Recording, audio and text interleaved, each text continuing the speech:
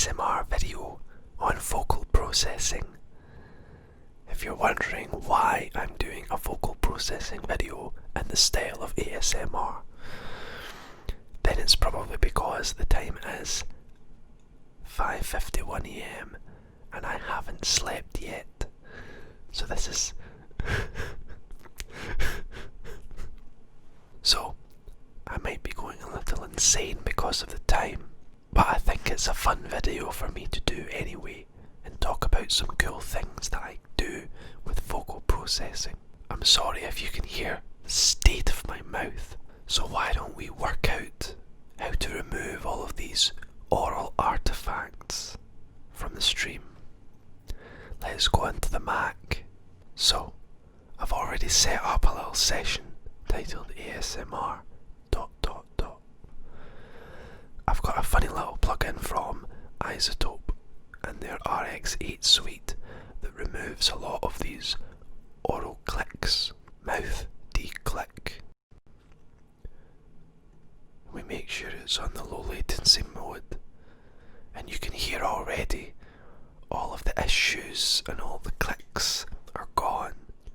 You're not going to like this, but why don't we click this little button and hear what it's removing from the stream.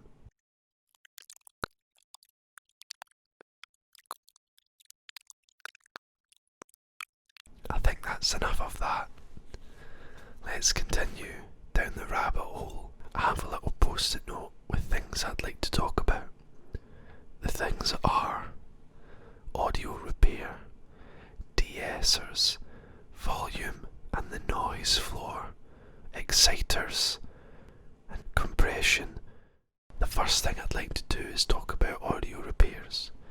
Obviously I've already done that a little bit with this mouth declick plugin. What more can be done? Is future Jamie here? I'll come back to this bit later on. Let's have a little look at de-essers. My favourite de-esser, FabFilter's de-esser, is really customizable, really good. Let's have a little listen to what it's removing.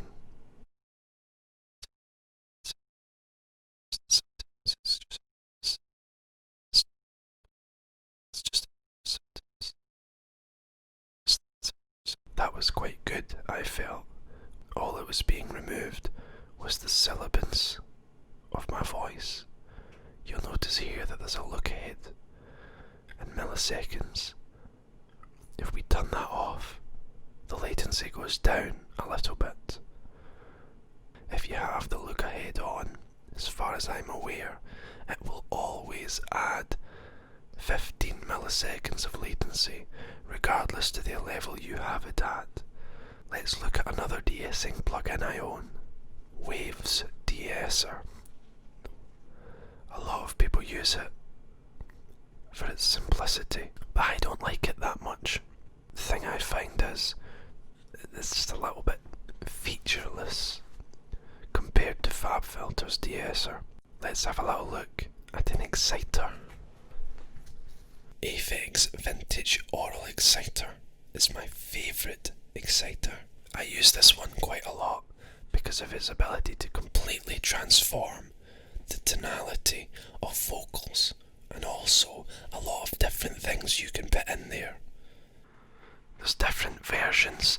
There's a Mix 1 and a Mix 2, and also there's the version that just gives you the raw, wet signal, whereas Mix 1 and Mix 2 are a combination of the original signal and of the processed oral exciter signal. I think for me, Mix 1 is a good way to go, and I think that it has a lot of definition and clarity, especially when you have quite a heavy, busy mix. One thing about oral exciters and exciters in general, they can introduce quite a lot of oral artifacts up the top end of the spectrum.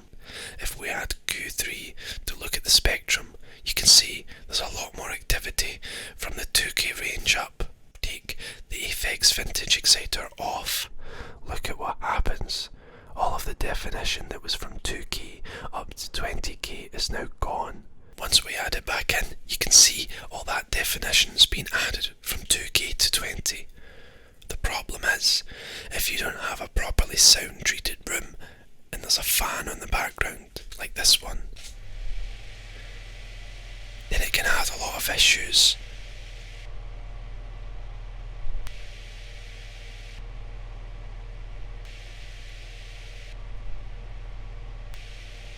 Now, it's not the end of the world, but it can cause some issues, so you need to make sure you've properly denoised any audio that you're processing with exciters, because it can bring out a lot of the flaws, especially if they were inaudible before.